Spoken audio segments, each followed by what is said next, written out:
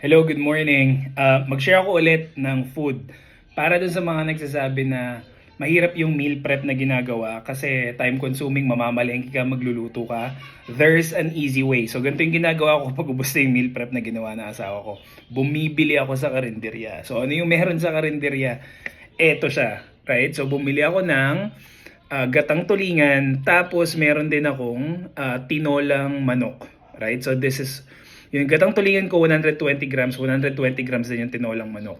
So, you may be thinking na nasa na yung sabaw, nasa na yung sauce and all of that. Mas kailangan ko yung protein, kaya hindi ko na sinasama yung sabaw at saka yung mga iba pang kasama ng ulam. All I need is yung meat, right?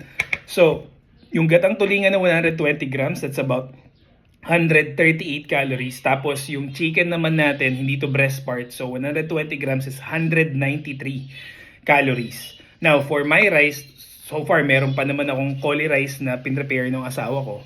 By the way, nilalagyan niya to ng giniling na garlic para hindi ako maumay dun sa lasa lang ng cauliflower rice. So this is 214 grams, 60 calories. So all in, ito lahat, this is about 391 calories. Hindi ako nahirapan kasi binili ko lang siya sa karinderya. That's how you do it. Thank you so much.